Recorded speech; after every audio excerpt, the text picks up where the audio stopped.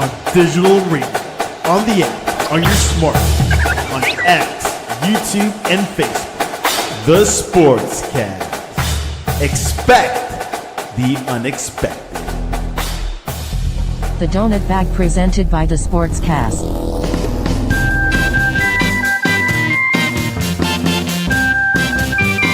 The Donut Bag, hosted by Joey Bag of Donuts. And here's your host, Joey Bag of Donuts.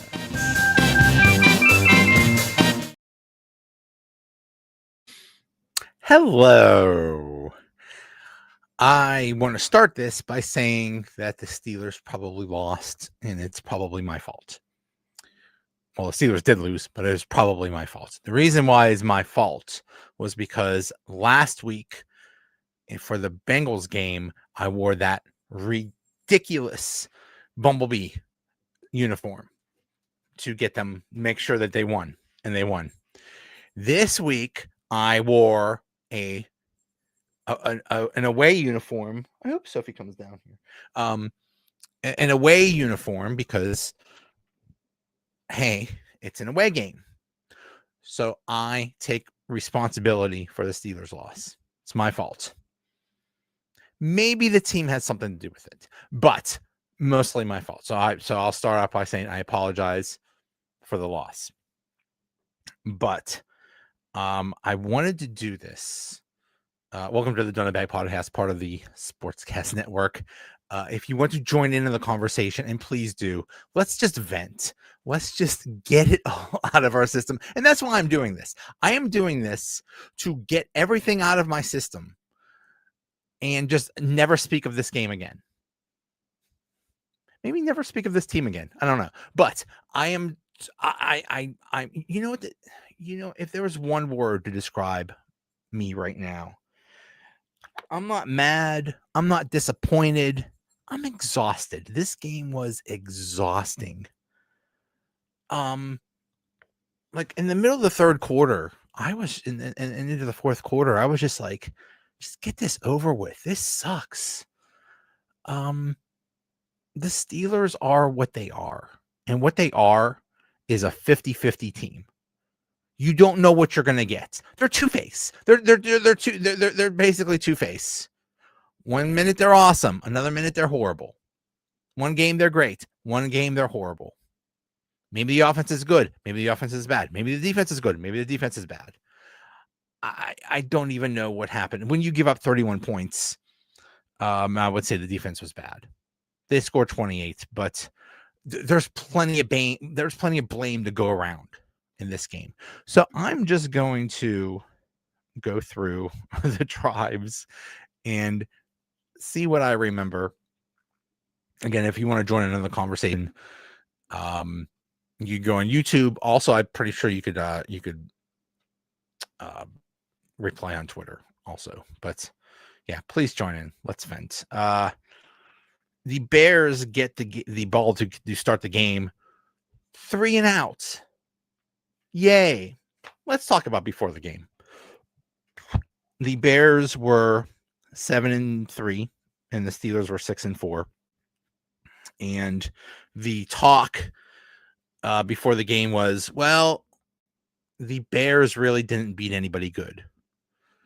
Also, the big talk was, is Aaron Rodgers going to play? Aaron Rodgers loves to play the Bears. He says he owns the Bears. Man, but he had the broken wrist problem on his non-throwing hand. I'm kicking myself because I knew, and they knew way before today, whether Aaron Rodgers was going to play. I think Broderick Jones let the cat out of the bag a couple days ago. He basically said, yeah, we've been playing with Mason the whole time. So we've been practicing with Mason all week. So that was a good indication that Mason was going to play. So this was, and I believe Tomlin made the official decision yesterday or something like that. But so, and you know what? I was happy with that. I would have preferred going into the game with a fully healthy Mason Rudolph, because I thought that he would excel in this offense. Whoops. Boy, was I wrong. but anyway, so the Bears start the game with a 3-and-out. Great start for the defense. The other talk before the game was, ooh, Caleb Williams, he's really improved. He doesn't run around as much anymore, and he doesn't make stupid mistakes anymore. Well, that was partially true today. So the Steelers get the ball on the 30, and Kenny Gainwell runs for 9 yards. Another narrative going into the game was the Bears were down, I believe, 6 starters on defense or something like that, including like all of their linebackers. like they had nobody that they had, people off the streets. I think they used those guys in that Bears SNL skit. That Bears, I think they used those guys as linebackers today. I mean, they had nobody. So they figured, okay, well, we could just run it down their throats. That sort of happened. So first play, 9 yards. Second play, Mason Rudolph deep pass left intended for DK Metcalf, intercepted. It was a nice interception at the Chicago 44. Oh crap. Here we go.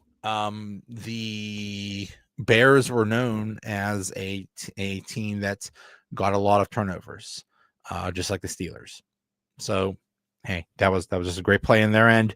Crappy play by Mason. Really, he was really bad with the deep ball today. So, and the Bears promptly score a touchdown, 8 plays, 56 yards, 4 minutes, 7 seconds. It was a 5-yard touchdown pass from Caleb Williams to DJ Moore. So they took advantage of the turnover, and that was the story all day. They took advantage of turnovers. So it is 7-0 Chicago. Steelers respond with their own touchdown drive, and this was a 13-play, 95-yard drive. This was a where the Bears kicked it off, and Kenny Gainwell muffed the kickoff, and and ends up on the 5-yard line. You think, oh great, here we go. This is just a house of horrors. This is just going to be one of those games. The Steelers are 1-13 in Chicago. What shocks me about, and I don't know why, like what is special about Chicago? I know they can't win in Philadelphia, but was like, what's special about Chicago? I don't know. What shocks me is that in the almost 100-year history of these two teams, I mean, the Steelers have been around since 1933, and I think Bears were like one of the first teams. How have they only played each other 14 times in Chicago? I'd like to know what the record is. How many times Chicago has come in Pittsburgh? It hasn't been often. Why are these teams never playing? I know they're in different conferences, but I think at one time they were both NFL teams. So, and there weren't that many NFL franchises. So what the heck's going on here? I don't know. I don't know. That's weird. But anyway, great drive, 95 yards, 13 plays, 758, capped by a 6-yard touchdown run. DK Metcalf left in for 6 yards, touchdown. DK ran it. Okay. So there you go. So nothing significant. There was a 21-yard pass from Mason Rudolph to Ben Skoranek, who, by the way, had a very key play later in the game. So now it is 7-7. It's like, okay, so we stabilized. We gave up a touchdown, but we got things back in order. So that takes us into the second quarter. There was a very significant Steelers kick it off, and they take it to the Chris Boswell kicks it 64 yards from the Pittsburgh 35 to the Chicago 1. Duvernay ran it for 34 yards to the Chicago 35, but there was a penalty for offensive holding. Takes it back to I believe the Oh, okay. No, it took it back to the 20, and then there was a 10-yard penalty on Wright for holding. So now they are on the Chicago 10, which was very significant. Caleb Williams goes back to pass, and for some reason runs into the end zone. And TJ Watt did a great play, strip sack, and Nick Herbig jumps on it. So Steelers touchdown. That was a bonehead play by Caleb Williams, and that was that was the kind of crap he did last year. Just really stupid play where he would just run around and do stupid things. So it's like, okay, Steelers defense, here we go. They're rattling Caleb Williams. Cool. Steelers defense, they're trending upwards. Here we go. They neutralized the Bengals. We're looking good now. at least here they were looking good.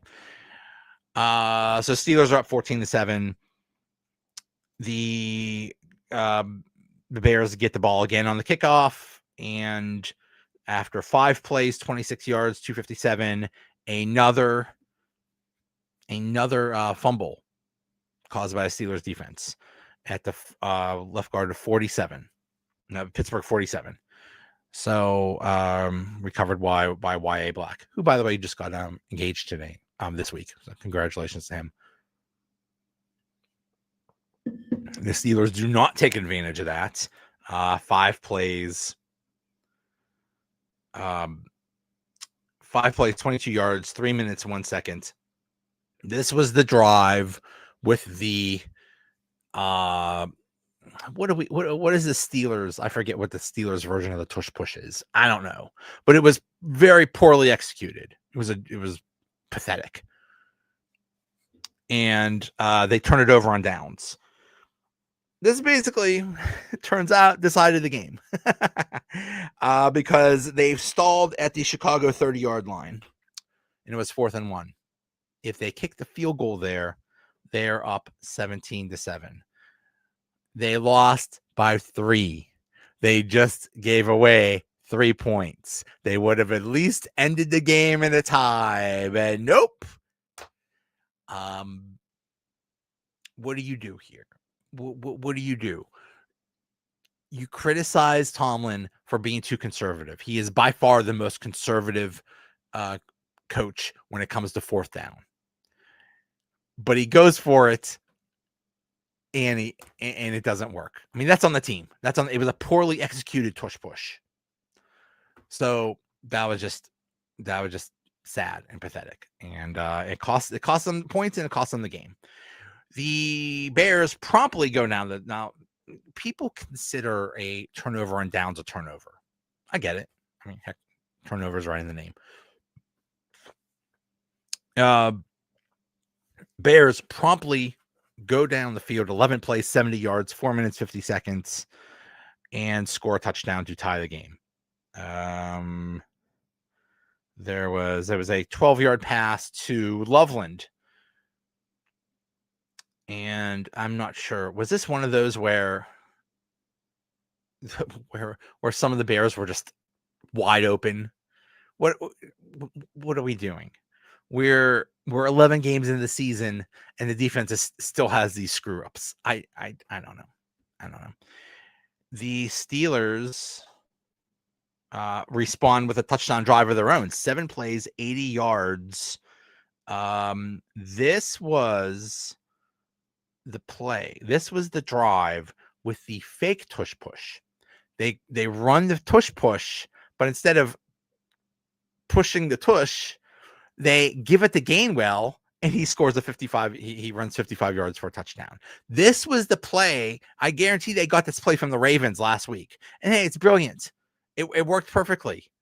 Just because you run, by the way, I absolutely hate the tush push. I think it's the stupidest thing ever. It's not football. It's some rugby BS. Oh, by the way, since we're complaining about things, shout out to these teams for not wearing ridiculous uniforms. If you look at almost every single game, there is at least one team that is wearing looks like they're wearing pajamas, or they're wearing some alternate color rush or alternate third jersey. There are more alternate jerseys than regular jerseys being worn. I hate it. Most of them suck. Like remember that those khakis they wore a few games ago against Green Bay? That ridiculous monstrosity. My goodness. Anyway, so yeah, this was the fake tush push. Oh, I'm sorry. Gainwell, we thought Gainwell scored a touchdown. By the way, Gainwell's on my fantasy team. Thanks a lot for taking away that touchdown. I consider that just a personal slight against me. They ruled that it was not a touchdown, that it was down at the 1 yard line, and then Jalen Warren easily goes in for the touchdown. So we are at and then the Bears finished the first half with a field goal drive, 9 plays, 35 yards, 119 to make it 21-17, which ended up being pretty significant. But I thought, okay, we're looking good. We're scoring points. And things are going well, and we have the ball to start the second half. So let's drive it down their throats, really establish something. Do they do that? No. 6 plays, with 6 plays, they only get 1 yard, but take up 344 somehow. That's because Mason got sacked. Mason just did not have a good game, which is really, really, really disappointing for Mason. Really thought he would take the advantage and at least maybe possibly create a quarterback controversy, but nope. So the Steelers stall at their own 36. Corliss Waitman punts it 54 yards at the Chicago 10. All right, cool. We've backed him up into the 10. The last time we backed him up into the 10, Caleb Williams did that stupid thing where he got strip sacked in the end zone and it ended up being a Steelers touchdown. It's like, yeah, all right. No, there was a penalty on Skoranek for holding. I don't know what the heck was up with that. Corliss Waitman had to punt it again, and instead of 54 yards, he punts it 34 yards to the Chicago 40. So basically a 30-yard difference right there. Waitman had a horrible game. This was not the game. He was supposed to be good. He had that competition with that guy that looks like Bill Burr, and it didn't. And he did. He was great all throughout training camp. He did pretty good throughout this season, and then this game he just sucks. Of all the games, he sucks. Well, Chicago drives it down the field, 5 plays, 60 yards, and Williams was just dealing. 17-yard pass to Odunze, another 14-yard pass to Odunze, just right in the middle of the field. Steelers could do nothing about it. There was a penalty on Ramsey. There was a 14-yard pass to Swift to the Steelers 25, and then a 25-yard pass to DJ Moore, who I believe was wide open. I have no idea how this happens. This is supposed to be, again, this is supposed to be the most expensive defense. The defense is supposed to be good, and they just let them just drive down the field with no problems. Pathetic. Steelers go 3 and out. Bears go 3 and out. This was a huge play. The Steelers get the ball back, and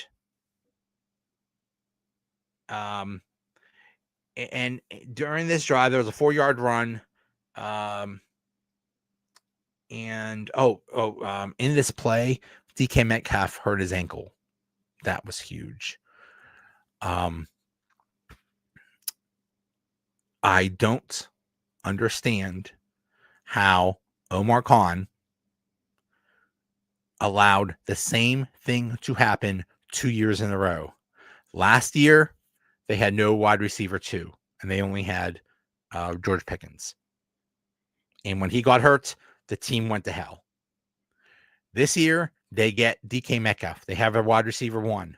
They had wide receiver 2 in George Pickens, and they traded him, which everyone says he needed to go because he had the worst attitude and he's the worst. Well, look at him in Dallas. You know what? When you're that good, you put up with showing up late and all the stupid stuff he does.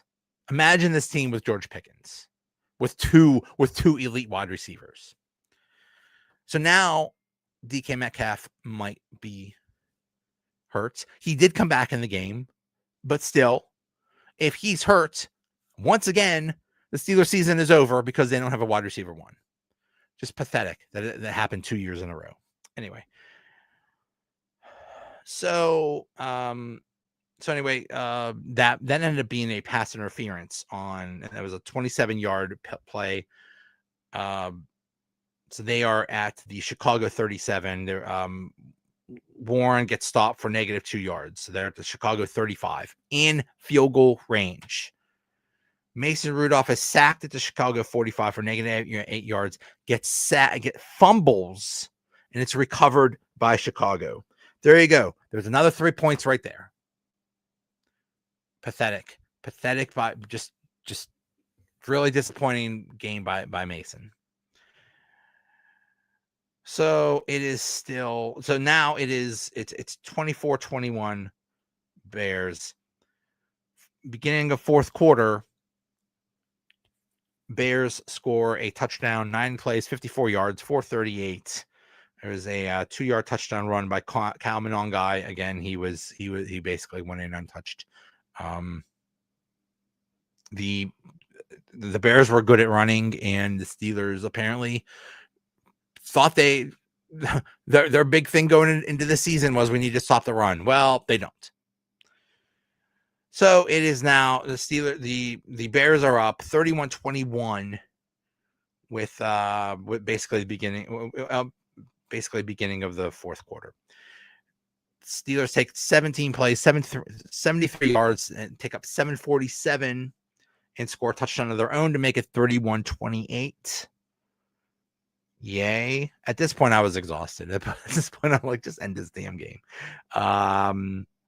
This was a drive where Gainwell ran in for a touchdown, but it was nullified by a holding penalty.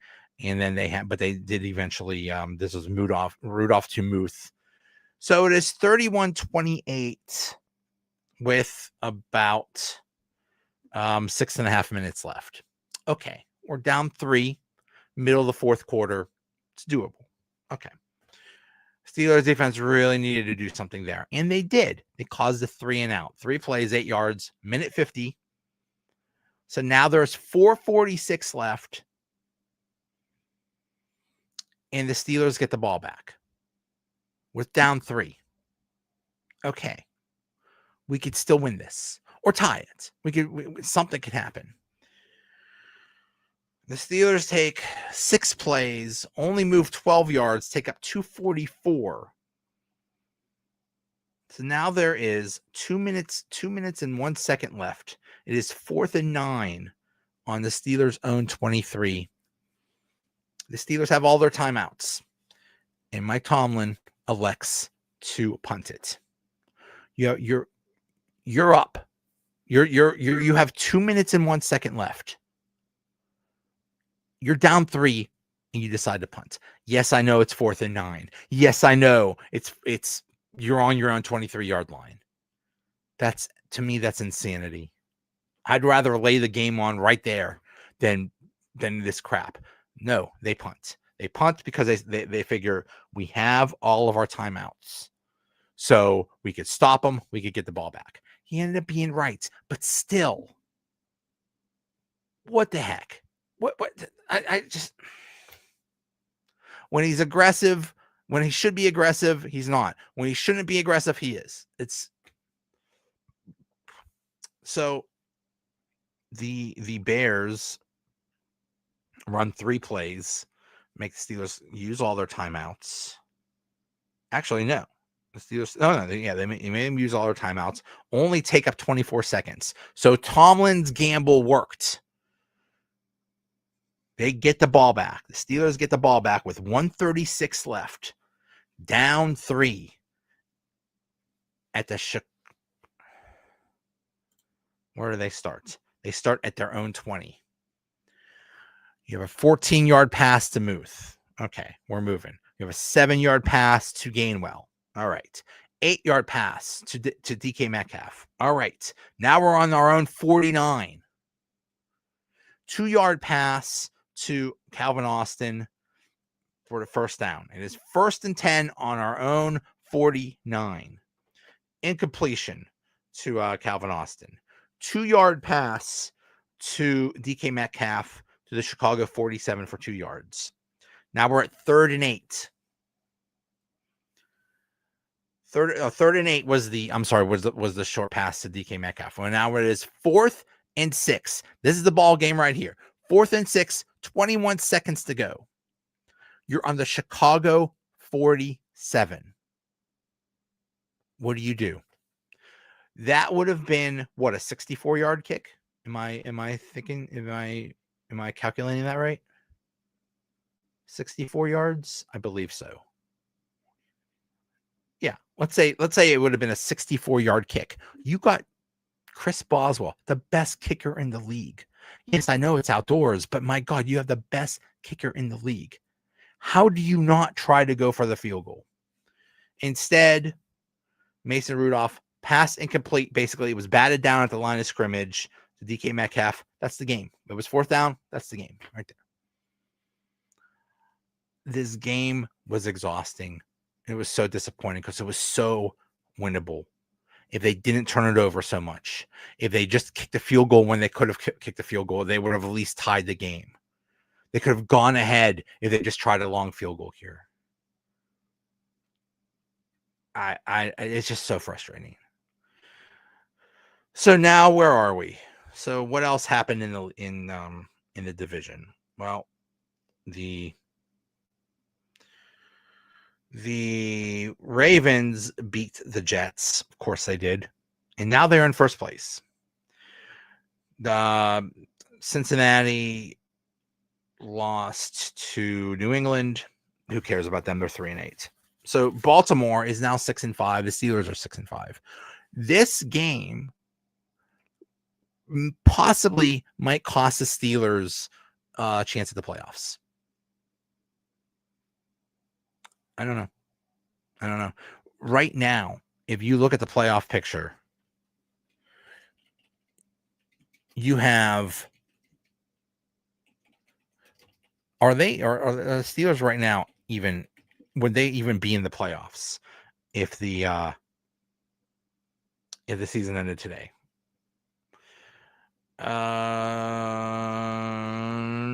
No. They would be the 8th team.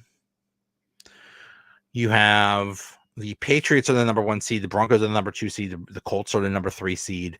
Did the Chiefs win that game? I think they did. Yeah, I think they possibly no. The Bills are the 6th seed, the Chargers are the 5th seed. Chargers are 7-4, Bills are 7-4, Jaguars are 6-4. And we'll see what they do now against Arizona.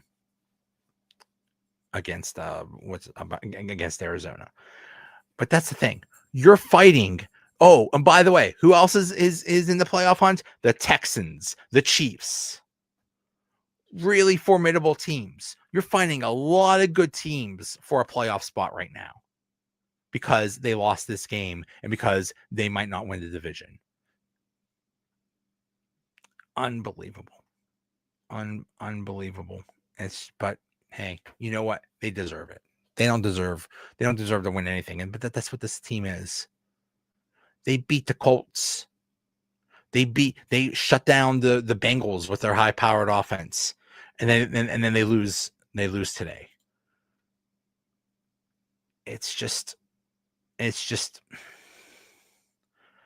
they're bipolar. Is that the words we want to say? I don't know. But that's what this team is. They're either good or bad. They're just inconsistent. And this is very much looking like a wasted season.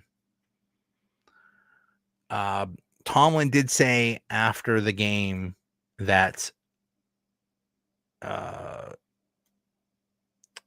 Aaron Rodgers probably will play next week. Goody. Great. Tomlin said,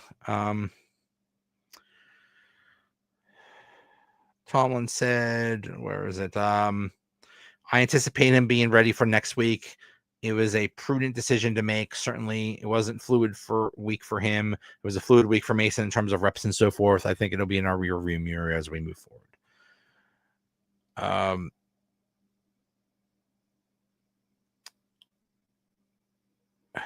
What else? What else can you say? Nick Herbig, after the game, said, quote, "We've got all the talent.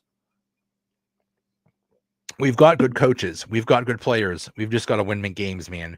Regardless of what goes on throughout the week, regardless of who's playing, who's not playing, at the end of the day, we've got to win." Well, thank you, Captain Obvious.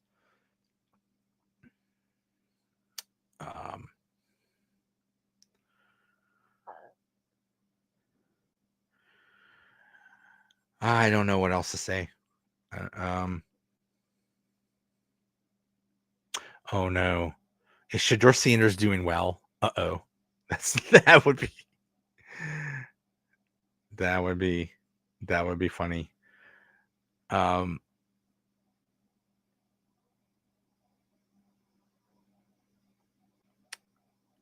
Trey Essex, who is a great follow on Twitter. By the way, Trey, please come on my podcast. Please, pretty please, Trey. He said, man, the Steelers have made a competitive average team feel like a losing franchise. We are in purgatory with no clear way out. This effing sucks. That is exactly what they are. The Steelers are in purgatory. We're on this treadmill going nowhere. And it's the same thing every year. And I keep hearing, well, this is a bridge year. It's all about getting that first round quarterback next year. Have you seen the quarterbacks in college football this year? There's like maybe one or two that are worth being in the first round. It looks like it's going to be a poor year for quarterbacks. We are screwed. But that's the thing. What's going to happen? They'll finish in the middle and have to trade up to get a quarterback, or they'll do well and we'll have to trade up a lot to get up a quarterback. They're just in this purgatory. It's the same thing every year. They're just stuck in the middle.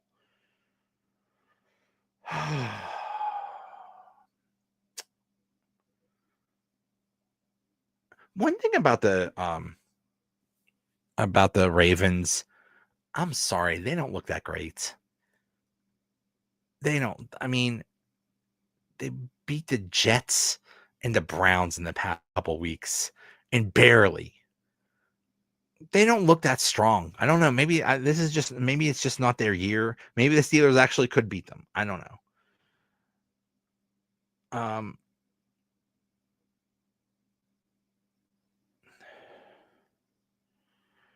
I think that's it. I'm done. I'm just done. I just can't. I just wanted to get this over with because honestly, I don't want to talk about this anymore. I don't want to, I'm just done. You know, we talk all week about what's going to happen in the game. And then when the game happens, you're just exhausted. And that's what I am. I'm just exhausted. So we'll see what happens throughout the week. Looks like next up is the Bills, 4:25 on next Sunday at home. The Bills, I believe, are going to destroy the Steelers, and here's why. They are fighting for their playoff lives. They are currently the 6th seed, but there's no way they're going to get the first seed. They're literally 3 games behind New England, who will not stop losing. they're going to be fighting for a wild card spot. So they cannot, and they just lost to Houston on Thursday. So they're going to have extra rest. I just have a bad feeling about this. One thing I wonder what's going to happen if the Steelers keep losing, and if they keep losing, especially at home, what's the crowd going to be like? The crowd might get ugly. I think they're ready. I think that the Steelers fans are just fed up with this. Are we ready to just turn on this team? I don't know. I mean, they're 6-5. You know, they're above 500 because God forbid, because we know they have to finish at least 9-8 because it's a Mike Tomlin team. But it just feels like like Trey X said, it just feels like a losing team because it's the same thing every year. It's the same thing. You get stuck in the middle, and yeah, but okay. Well, that's it for me. Thanks for watching, and we'll see what happens throughout the week. See ya.